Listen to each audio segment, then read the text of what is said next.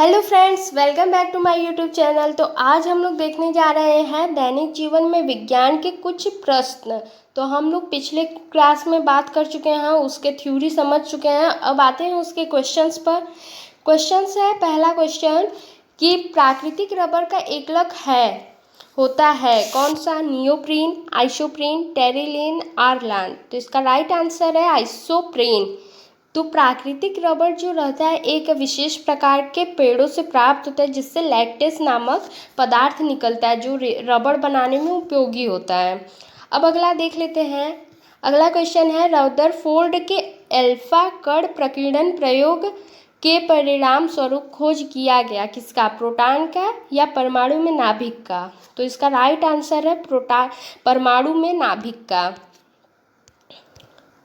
अब अगला है, रेशम पालन क्या कहलाता है? Apiculture, pisciculture, sericulture, agriculture. तो इसका राइट आंसर है सेरीकल्चर। अब अगला देख लेते हैं कि कपास के रेशे प्राप्त होते हैं किससे? वाह आंतरिक फल भित्ति से, वाह दलपुंज से, बीज चोल से, फल भित्ति से। तो इसका राइट आंसर है बीज चोल से। तो जो कपास के रेशे रहते हैं वो बीज चोल से प्राप्त होते हैं। कपास जो है एक नकदी फसल भी होता है, इसे सफ़ेद सोना भी कहा जाता है। अब अगला देखते हैं। अगला क्वेश्चन है, प्रकृति के लिए विज्ञान की मान्यता है संभावना, वास्तविकता, अंतरिम, अनिश्चित। तो इसका राइट आंसर है बी, वास्तविकता। तो बहुत सारे वैज्ञानिक ने अपना सिद्धांत भी दिया था जिस हिसाब से विज्ञान को वास्तविक माना जाता है। अब अगला देखते हैं, छठवां नंबर का क्वेश्चन कि निकाय के ताप में परिवर्तन 50 डिग्री है केल्विन स्केल पर ताप में परिवर्तन है 50 के, 323 के, 122 के, 70 के। तो इसका राइट आंसर है 50 के। अब अगला देखते हैं। अगला क्वेश्चन है कि जल की अस्थायी कठोरता के लिए कौन सा यौगिक उत्तरदायी है? MgHCO3 twice, CaCl2, MgSO4, CaCO3। तो इसका राइट आंसर है option number A, MgHCO3 twice. अब अगला देखते हैं कि कार्बन के बहुत अधिक यौगिक हैं क्योंकि यह एक अधातु है और इसकी सहसंयोजकता 4 है। यह सहसंयोजी बंध बनाता है। इसमें श्रृंखलीकरण की प्रवृत्ति अधिक है। इसके यौगिक ज्वलनशील हैं और गलनांक तथा क्वथनांक कम है। तो इसका राइट आंसर है ऑप्शन नंबर सी, इसमें श्रृंखलीकरण की प्रवृत्ति अधिक है। तो देखते हैं कि कार्बन एक चतुसंयोजित तत्व है, अतः इसमें श्रृंखलीकरण की प्रवृत्ति अधिक होती है, जिसके कारण यह विभिन्न तरह के यौगिक बनाते हैं।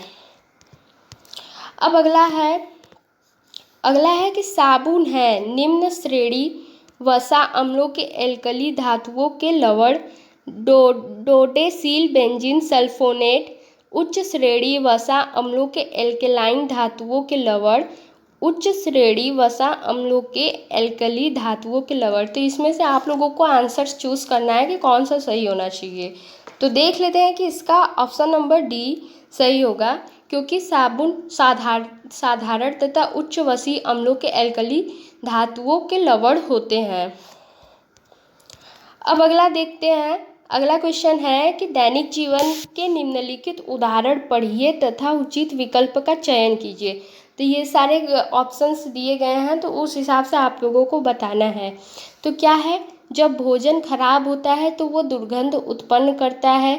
सेब के एक टुकड़े को जब कुछ क्षण के लिए बाहर रखा जाता है तो वह भूरा हो जाता है।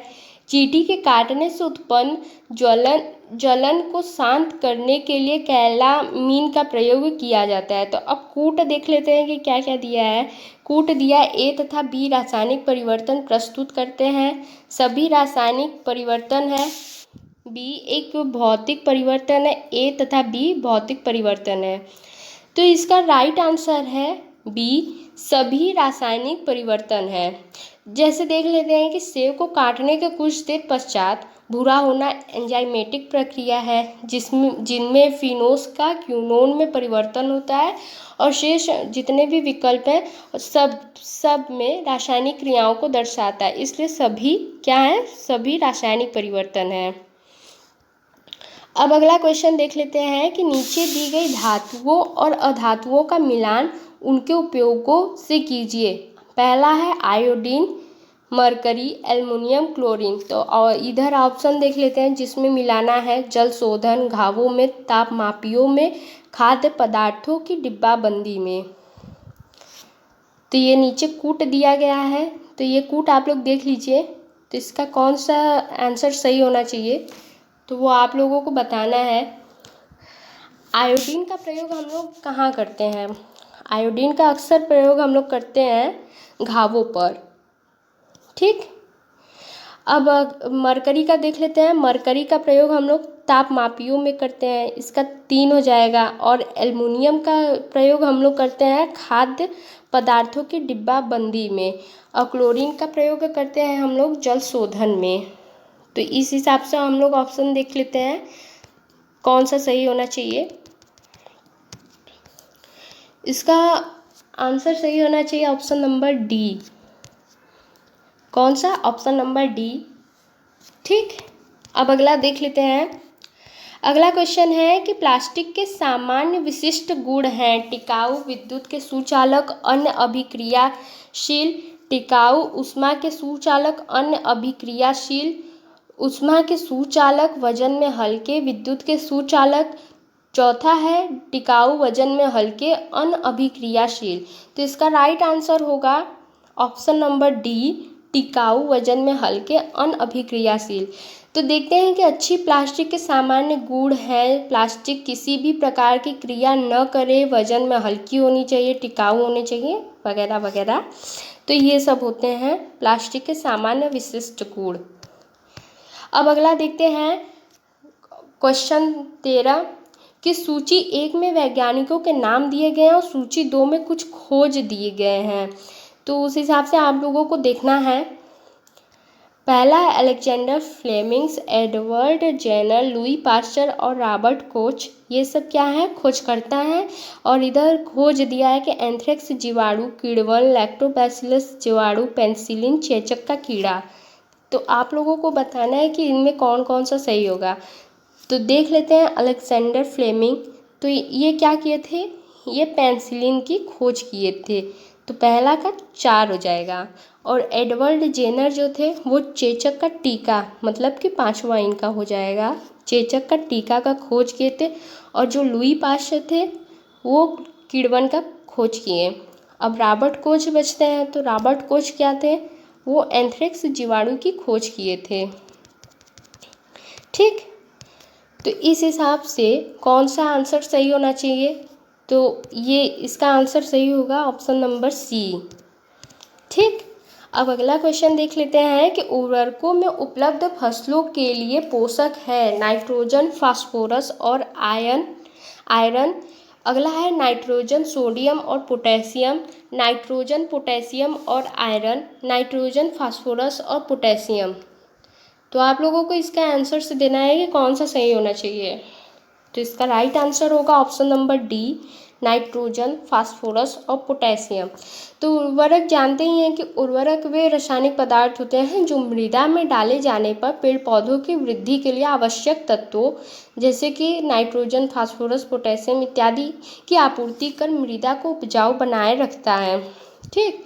तो इसमें नाइट्रोजनी उर्वरक कौन कौन से होते हैं कि अमोनियम सल्फेट होते हैं, अमोनियम नाइट्रेट, ये सब क्या है? नाइट्रोजनी उर्वरक है। और फास्फेटिक उर्वरक में कौन सा आता है? सुपर फास्फेट आता है। और पोटास उर्वरक में पोटेशियम सल्फेट, पोटेशियम नाइट्रेट इत्यादि ये सब चीज़ें आते हैं। अब अगला क्वेश्चन देख लेते हैं इसके आगे कि अगला है शर्करा को अल्कोहल में परिवर्तित करने की प्रक्रिया के नाम से जानी जाती है। पाश्चुरीकरण, जीवाणुनाशन, समांगीकरण, कीड़वन।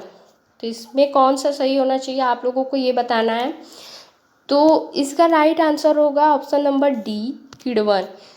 तो किण्वन क्या होता है कि किण्वन एक जैव रासायनिक प्रक्रिया है जिसमें जटिल कार्बनिक यौगिक सूक्ष्म जीवों की सहायता में सरल कार्बनिक यौगिकों में विघटित हो जाता है। ठीक, अब अगला क्वेश्चन देख लेते हैं। अगला है कि निम्नलिखित मानव निर्मित रेशों में कौन सा कृत्रिम रेशम कहलाता है? Acrylic, polyester, nylon, rayon. तो इसका राइट आंसर होगा रेयान। रेयान क्या है? एक मानव निर्मित कृत्रिम रेशम है। अब अगला देखते हैं। अगला क्वेश्चन है कि एक आदमी सुनार बनकर घर घर जाता है और लोगों के पुराने स्वर्ण आभूषणों की चमक फिर से लौटाने का वचन देता है।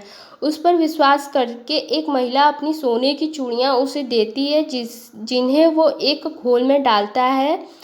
चूड़ियाँ तो चमक जाती हैं पर उसका भार काफ़ी कम हो जाता है। इस धोखेबाज द्वारा प्रयोग किया गया घोल संभवतः हो सकता है। तो कौन सा हो सकता है? ऑप्शन देख लेते हैं। सांद्र HCl, सांद्र HCl और सांद्र HNO3 का मिश्रण, सांद्र HNO3 तनु HCl। तो इसका कौन सा ऑप्शन आप लोगों के हिसाब से सही होना चाहिए? तो चलिए हम ही बता देते हैं। इसका राइट आंसर होगा बी, सांद्र HCl और सांद्र HNO3। तो ये जो व्यक्ति रहता है सांद्र HCl और सांद्र HNO3 का घोल प्रयोग करता है जो एक अम्लराज है। तो इसमें क्या होता है कि एक भाग सांद्र HNO3 और 3 भाग सांद्र HCl मिला होता है जिससे सोना काफ़ी विलय होता है, जिससे उसके सोने की जो चूड़ियाँ थी मिश्रण में घुले विलय हो जाता है और उसका भार काफ़ी कम हो जाता है। अब अगला देख लेते हैं। अगला क्वेश्चन है कि घाव पर फिटकरी लगाने से रक्तस्राव रुक जाता है क्योंकि? ऑप्शन है फिटकरी रक्त को स्कंदित करके थक्का बना देती है। अगला है फिटकरी घाव के आसपास तापमान को कम कर देती है। फिटकरी एक पूर्तिरोधी है। फिटकरी का टुकड़ा घाव को ढक देता है। तो आप लोगों के हिसाब से इसका कौन सा आंसर होना चाहिए? तो हम बता देते हैं कि इसका ऑप्शन नंबर ए, फिटकरी रक्त को स्कंदित करके थक्का बना देती है। तो फिटकरी क्या होता है? फिटकरी एक रंगहीन क्रिस्टलीय पदार्थ है और फिटकरी का रासायनिक सूत्र आप लोगों को बता देते हैं कि पोटेशियम एल्युमिनियम सल्फेट होता है। तो इसका जो प्रयोग रहता है कि रक्त का थक्का बनाने के लिए किया जाता है जिसके कारण घाव का रक्तस्राव रुक जाता है। अब अगला देख लेते हैं कि विद्युत यंत्रों में बैकेलाइट का प्रयोग किया जाता है क्योंकि यह ऊष्मा का सुचालक है, विद्युत का सुचालक है, विद्युत का कुचालक है, थर्मोप्लास्टिक है। तो इसका राइट आंसर होगा कि विद्युत का कुचालक है। अब अगला है कि घरों में प्रकाश स्रोत के रूप में LED और CFL दोनों का आमतौर पर प्रयोग किया जाता है। निम्न में से कौन सा कथन सही है? LED बेहतर है, अधिक अच्छा, क्योंकि CFL में विषैले पदार्थ होते हैं। दोनों ही एक समान अच्छे हैं, दोनों में कोई भी अच्छा नहीं है क्योंकि दोनों में विषैले पदार्थ होते हैं। CFL बेहतर है क्योंकि LED में विषैले पदार्थ होते हैं। तो आप लोगों के इस हिसाब से कौन सा आंसर सही होना चाहिए? तो इसका राइट आंसर सही है पहला, LED बेहतर है क्योंकि CFL में विषैले पदार्थ होते हैं। ठीक, अब अगला देख लेते हैं कि एक डॉक्टर अति अम्लता का उपचार करने हेतु एक दवाई देता है। इस दवाई में मुख्य संगठक है MgCl2, CaCO3, Na2CO3, AlOH twice. तो इसका राइट आंसर है ऑप्शन नंबर बी, CaCO3। तो दुर्बल क्षारक जो होते हैं सोडियम बाइकार्बोनेट जो NaHCO3 होता है और मैग्नीशियम हाइड्रोक्साइड MgOH ट्वाइस और कैल्शियम कार्बोनेट होता है CaCO3। तो ये सब का प्रयोग अति अम्लता के उपचार में किया जाता है और जो CaCO3 का उपयोग है वो AlOH थ्राइज की अपेक्षा बहुलता से किया जाता है। ठीक, तो अब अगला क्वेश्चन देख लेते हैं। अगला क्वेश्चन है कि खाद्य पदार्थों के डिब्बे की आंतरिक सतह टीन से पुती होती है न कि जस्ते से, क्योंकि जस्ता टीन से अधिक क्रियाशील होता है। जस्ते का गलनांक टीन से अधिक होता है। जस्ता टीन से कम क्रियाशील होता है। जस्ता टीन से महंगा होता है। तो इसका आप लोगों को आंसर से देना है।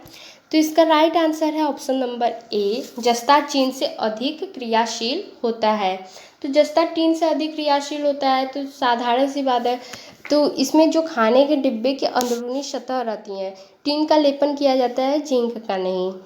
ठीक, अब अगला क्वेश्चन देख लेते हैं। अगला क्वेश्चन है कि प्लास्टर ऑफ पेरिस का रासायनिक सूत्र है। तो इसमें आप लोगों के सामने ऑप्शंस दिए गए हैं, तो इसके हिसाब से हम बता देते हैं कि इसका ऑप्शन नंबर बी एकदम सही है, CaOSO4 1H2O, calcium sulphate hemihydrate. अब अगला है कि अपमार्जक है प्रबल अम्ल एवं प्रबल क्षार का लवण, दुर्बल अम्ल एवं प्रबल क्षार का लवण, प्रबल अम्ल एवं दुर्बल क्षार का लवण। अब अगला है दुर्बल अम्ल एवं दुर्बल क्षार का लवण। तो इसका राइट आंसर है ऑप्शन नंबर ए, प्रबल अम्ल एवं प्रबल क्षार का लवण। अब अगला है प्रेशर कुकर में सेम जल्दी से पक जाते हैं क्योंकि दाब बढ़ाने पर क्वथनांक बढ़ता है, दाब बढ़ाने पर क्वथनांक घटता है, प्रेशर कुकर का अतिरिक्त दाब सेम को मुलायम बना देता है, प्रेशर कुकर में बनाने से आंतरिक ऊर्जा की हानि नहीं होती। तो इसका राइट आंसर है ऑप्शन नंबर ए, दाब बढ़ाने पर क्वथनांक बढ़ता है। तो क्या है कि प्रेशर कुकर में दाब बढ़ जाता है जिससे कि क्वथनांक बढ़ जाता है, अर्थात जब पानी 100 डिग्री सेल्सियस के बजाय 110 डिग्री सेल्सियस पर उबलेगा तो इससे क्या होता है कि खाना जो प्रेशर कुकर में खाना शीघ्र पक जाता है। अब अगला क्वेश्चन देख लेते हैं कि सूची 1 को सूची 2 के साथ सुमेलित कीजिए तथा सूची के नीचे दिए गए कूट की सहायता से सही उत्तर का चयन कीजिए। तो सूची 1 में बहुलक दिया गया है और सूची 2 में एकलक दिया गया है। तो देख लेते हैं कि सूची 1 का बहुलक क्या क्या है। PAN प्राकृतिक रबड़, नायलॉन 6 PVC, और एकलक में क्या दिया है, क्लोरोएथीन, कैप्रोलैक्टम, आइसोप्रीन, एक्रिलोनाइट्राइल। तो इसके हिसाब से कौन सा आंसर रहना चाहिए। यहाँ पे कूट भी दिया है, ऑप्शन दिया गया है, तो इसके हिसाब से पहले हम लोग देख लेते हैं, इसमें मिलान कर लेते हैं कि PAN, तो ये क्या है, ऑप्शन नंबर 4 एक्रिलोनाइट्राइल। और प्राकृतिक रबड़ क्या है, प्राकृतिक रबड़ में आता है आइसोप्रीन, अभी हम पहला क्वेश्चन करवाए तो उसी में था। और नायलॉन 6 जो है कैप्रोलैक्टम है, मतलब कि 2 इसका हो गया। और PVC क्या है, क्लोरोएथीन। ठीक, तो इसके हिसाब से ऑप्शन नंबर ए सही है। तो पहला का 4 हो जाएगा, दूसरा का 3, तीसरा का 2 और चौथा का 1।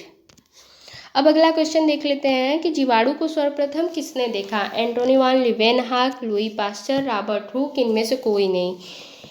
तो जीवाणु का खोज किए थे एंटोनी वान लीवेनहॉक, और लुई पास्चर खोज किए थे किण्वन का, और रॉबर्ट हुक खोज किए थे कोशिका का। अब अगला देख लेते हैं कि थर्मोसेटिंग तथा थर्मोप्लास्टिक बहुलक का उदाहरण क्रमशः है polystyrene, polyvinyl chloride, bakelite, polystyrene, polythene, polyacrylonitrile, polystyrene, urea, formaldehyde, resin. तो इसका राइट आंसर है option number B, bakelite, polystyrene. अब अगला है 29वां नंबर का क्वेश्चन देख लेते हैं कि सूची 1 को सूची 2 के साथ सुमेलित कीजिए तथा नीचे दिए गए कूटों की सहायता से सही उत्तर का चयन कीजिए। तो सूची 1 में दिया गया है पेट्रोलियम प्रभाज्य और सूची 2 में दिया गया है संगठन। तो इसमें क्या क्या है, गैसोलीन, केरोसिन, भारी तेल, डीजल, ये सब दिया गया और उसका संगठन दिया गया है C8, C8 से C16, C4 से C9, C10 से C18, C16 से C30। तो इसमें किसका क्या क्या होना चाहिए, तो देख लो, लीन का है C4 C9 और केरोसिन का है C8 C16, मतलब कि पहला ऑप्शन। अब भारी तेल का होता है C16 C30 और डीजल का होता है C10 C18। ठीक, तो इसके हिसाब से ऑप्शन देख लेते हैं कि ऑप्शन नंबर जो सी है, ऑप्शन नंबर सी एकदम सही है। अब अगला देखते हैं क्वेश्चन। अगला क्वेश्चन आपके सामने है स्क्रीन पर कि अपमार्जक जटिल लवण है सोडियम का, कैल्शियम का, कार्बन का, मैग्नीशियम का। तो इसका राइट आंसर है सोडियम का। अब अगला है लेज़र की खोज किसने की थी? डब्ल्यू के रोजन, Godfrey हाउंसफील्ड, Theodore Memon, Alfred Einstein. तो इसका राइट आंसर है ऑप्शन नंबर सी थियोडोर मैमन। अब अगला है कपास का बहुलक है सेलुलोज, रेयान, ग्लूकोज, फ्रक्टोज। तो इसका राइट आंसर है ए सेलुलोज। अब अगला है निम्नलिखित में से कौन सा उत्पाद सड़क बनाने के काम में लिया जाता है? Coke, bitumen, paraffin, naphthalene. तो इसका राइट आंसर है बी बिटुमेन। तो बिटुमेन क्या होता है कि काले रंग का वर्णक युक्त पदार्थ है जो पिघलाकर कंक्रीट में मिलाकर सड़क निर्माण में किया जाता है। आम भाषा में इसको कोलतार भी कहते हैं। अब अगला है 34 नंबर का क्वेश्चन कि विज्ञान नैसर्गिक वातावरण एवं हमारे शरीर में घटित घटना एवं वृत्तांत अनुसंधान एवं व्याख्या उपरोक्त विज्ञान की परिभाषा किसने दी? Albert Einstein, W C Dampier, J Jacobson, B S Bloom. तो इसका राइट आंसर है option number C J Jacobson. अब अगला देखते हैं। अगला क्वेश्चन है कि फोम के गद्दे एवं तकिए बने होते हैं किसके? पॉलीविनाइल क्लोराइड के, पॉलीयूरेथेन के, पॉलीप्रोपाइलीन के, पॉलीस्टीराइन के। तो इसका राइट आंसर है ऑप्शन नंबर बी पॉलीयूरेथेन के।